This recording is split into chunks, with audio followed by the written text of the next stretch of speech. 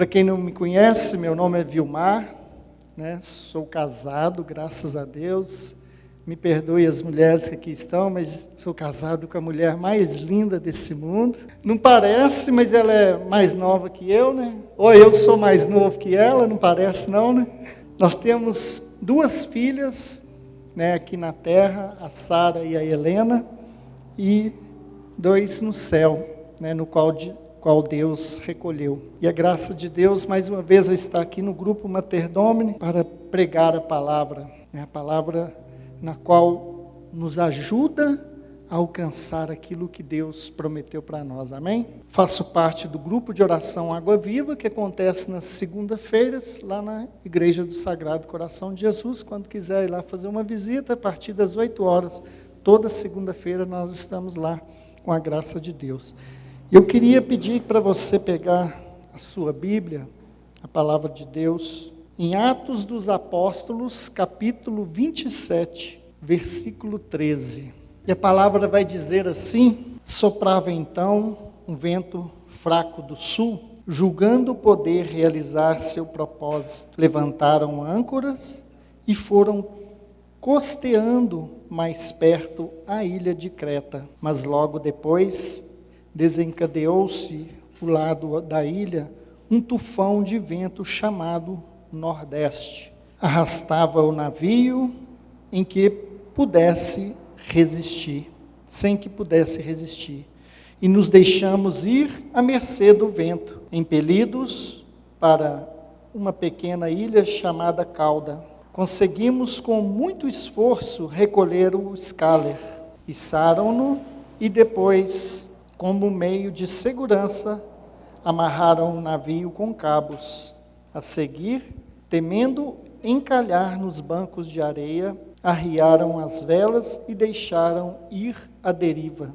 No dia seguinte, fortemente batidos pela tempestade, aliviaram o navio da carga. E no terceiro dia, com as próprias mãos, jogaram fora os aparelhos. Por vários dias não apareceram o sol nem as estrelas. Continuando batidos por violenta tempestade, perdemos por fim a esperança de salvação. Tínhamos passado longo tempo sem comer, quando Paulo se levantou e disse: amigos, melhor teria sido atender os meus conselhos. Se não tivéssemos partido de Creta, teríamos evitado todos estes perigos e prejuízos. Esta noite apareceu-me um anjo de Deus, a quem pertenço e a quem sirvo. E ele me disse: não temas, Paulo, comparecerás diante do imperador, e Deus te fará a graça de salvar todos os que navegam contigo. Portanto, coragem, amigos, pois eu confio em Deus, que assim acontecerá. Sem dúvida, vamos encalhar em alguma ilha. Palavra do Senhor. Esses relatos de Lucas, né, sobre essa embarcação que estava meio que à deriva, que encontrou essa grande tempestade, para a gente entender, preciso voltar um pouquinho no contexto da palavra e entender, né, qual era, o que Paulo estava fazendo ali naquela embarcação e qual era a missão de Paulo. Primeiro nós entendemos e todos nós conhecemos que Paulo era o quê? Um perseguidor de cristãos, certo? Ele perseguia os cristãos. E certa vez então, o que aconteceu? Uma luz veio sobre ele e ele caiu, ficou sem enxergar, e ali ele escutou uma voz: Saulo, Saulo, por que me persegues? E naquele momento, né, era o próprio Senhor. Então, Paulo estava indo para Damasco para poder açoitar uns cristãos, porque ele era perseguidor. O sangue de Estevão passa pelas mãos de Paulo. E ali, Paulo vai para Damasco e ali ele suscita, né, o Senhor suscita Ananias para que vá e imponha as mãos sobre Paulo. Porque naquele momento, Paulo também, no momento de oração, entendeu do certo Ananias, um servo de Deus, que iria até ele. E quando Ananias, quando Deus coloca Ananias nessa situação, para ele rezar para Paulo, Ananias vai indagar ao Senhor: Senhor, mas aquele que persegue os cristãos, quantos relatos de perseguição, de morte, é esse que o Senhor quer que eu vá orar por ele? E o Senhor vai falar para ele, no capítulo 9, versículo 15, vai, porque este homem é um instrumento que eu escolhi para levar meu nome diante das nações e dos reis e dos israelitas. Eu lhe mostrarei quanto deverá sofrer por meu nome. E vai dizer a palavra que Ananias impôs as mãos sobre Saulo, e ele ficou cheio do Espírito Santo e vai cair como as escamas das vistas, e ele passa a enxergar. E por aqui nós vemos o porquê que Paulo estava naquele barco. Porque o Senhor falou para ele, para Ananias: ele vai ser instrumento que eu escolhi para levar diante das nações, reis e israelitas o meu nome. O Senhor escolheu Paulo para dar testemunho de tudo aquilo que aconteceu com ele. E vai dizer a palavra mais na frente que Paulo foi preso em Jerusalém. Em seguida, Paulo foi levado para Cesareia e se colocou ele diante do governador Félix. E ali, irmãos, Paulo já começou a falar para as autoridades. Ali ele relatou e apresentou para o governador tudo o que havia acontecido com ele. Ele deu testemunho daquilo que Jesus fez na vida dele, com muita coragem. Logo depois veio Festo, que foi o sucessor de Félix, outro governador.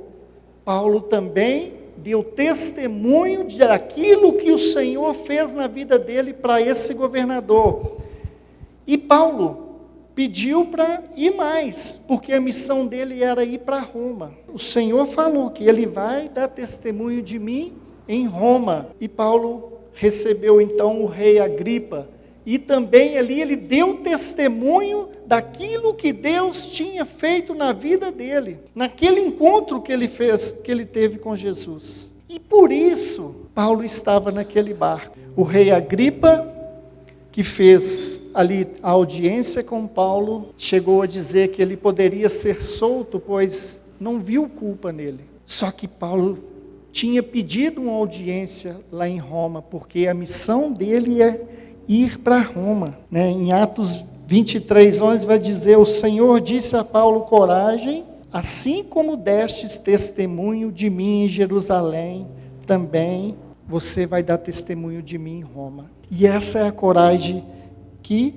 Deus deu para Paulo. Essa coragem que Deus deu para Paulo, essa força que o Senhor deu para ele, ir até Roma. E ele tirou essa força da fidelidade na qual ele tinha com o Senhor. Porque ele fez um encontro, ele teve uma experiência de Jesus, na qual ele teve força e ele teve autoridade para falar para as mais diversas autoridades daquilo que o Senhor realizara na vida dele. Amém?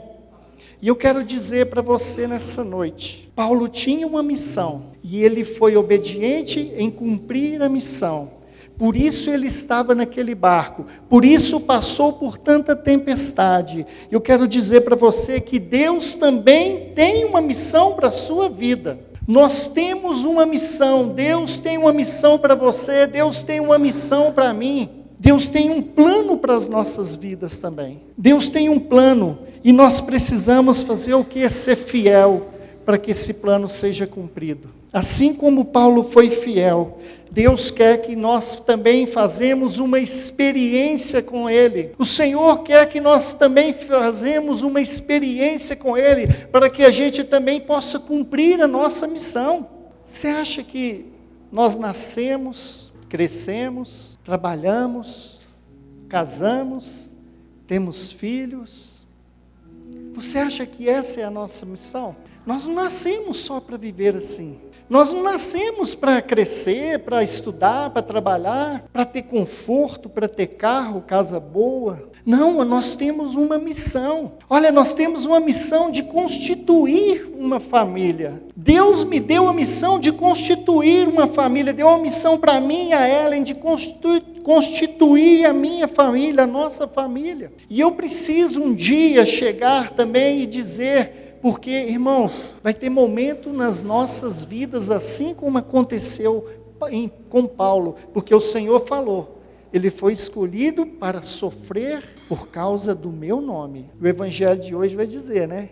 Quem quiser salvar a sua vida vai perder. Agora, quem quiser perder a sua vida, às vezes nós preocupamos demais com as nossas vidas e esquecemos daquilo que é plano de Deus para nós. Então nós temos essa missão. Nós temos a missão de constituir, e nós temos a missão de cuidar, porque a palavra vai dizer aqui, no versículo 20, por vários dias não apareceram o sol, nem as estrelas, continuando batidos por violenta tempestades, perdemos por fim a esperança da salvação, e um dia, irmãos, pode ser que isso venha acontecer na nossa vida. Olha, vai dizer a palavra que eles não conseguiam ver as estrelas. E as estrelas eram como que bússola para eles. É o que guiava o navio. E eles ficaram 3 dias sem ver nada. Ou seja, a deriva. Só bastava o quê? Eles perderam a esperança. E vai ter dias nas nossas vidas, né, que talvez a gente vai estar assim. Vai ter dias nas nossas vidas que vai vir tempestades. Vai ter dias nas nossas vidas que nós vamos entrar em desespero. Só que nós precisamos, como eu disse, ser como Paulo. Nós precisamos deixar as escamas cair. Nós precisamos começar a enxergar com os olhos de Deus. Nós precisamos recobrir com esperança. E se nós não fizermos essa experiência e buscarmos ser fiel naquilo no qual Deus nos confiou, porque vai ter momento em que nós vai ter que dizer, olha, coragem, porque ninguém vai morrer. Coragem, porque a salvação é para nós todos. E nós vamos ter que fazer isso, nós vamos ter que resistir a esse mal. É maravilhoso quando Paulo fala assim, esta noite apareceu um anjo de Deus, a quem pertenço e a quem sirvo. Ele me disse, não temas, Paulo, comparecerás diante do imperador, e Deus te fará a graça de salvar todos que navegam contigo. O Deus a quem eu sirvo, né? E a gente cantava, tu és o centro da minha vida. E eu pergunto para você, qual é o Deus a quem você serve? Eu pergunto para mim também, qual é o Deus a quem eu tenho servido, Kênio? Para que nesse momento eu falasse, olha, coragem. Vai dizer aqui que todos que navegavam com Paulo, todos, olha, quem está comigo? Todos da minha casa. Deus me confiou porque eu sou pai e eu preciso ter autoridade que vem de Deus, para resistir às temporais, para resistir às más propostas que chegam na minha vida e chegam na vida de todo mundo todos os dias, porque o mundo é cheio de más propostas, é cheio de tentação, é cheio de cilada, e eu preciso estar junto com aquele Deus no qual eu sirvo, e nós precisamos servir simplesmente e somente o Deus de Israel. É o Senhor no qual nós precisamos servir. E às vezes nós servimos tantos deuses. Às vezes nós colocamos a nossa vida nas mãos de tantas coisas. Irmãos, tudo isso é perecível, tudo é perecível. Tudo vai passar, tudo vai acabar. E nós precisamos estar de pé. Olha, está chegando o Dia dos Pais e está iniciando a Semana da Família. Nós, homens, precisamos ser fortes. Não é forte de machão. Aliás, o mais forte é o mais humilde, né? Ser forte para tomar as decisões. Nós precisamos ser fortes. O casal precisa ser forte, porque precisa ter, né, de tomar decisões. E nós precisamos ser servos de Deus, para poder falar, olha, não vai perder nenhum daqueles que navegam contigo. Gente, nós estamos numa grande barca. Olha, sabe quantas pessoas tinham ali naquele barco? Vou falar para você. 276 pessoas, numa embarcação pequena. E a maioria presos. Tinha alguns oficiais, ou seja, por causa de um homem, por causa da fidelidade de um homem, Deus salvou a todos. Olha a nossa responsabilidade, nós que ouvimos, nós que estamos aqui, porque essa palavra é para nós que estamos aqui, porque Deus escolheu para você estar aqui e ouvir essa palavra. Olha, nós fazemos as coisas para ser certo, mas tem hora que as coisas saem erradas e nós precisamos da autoridade de Deus para consertar. Nós precisamos da autoridade de Deus. Preciso sofrer pela palavra.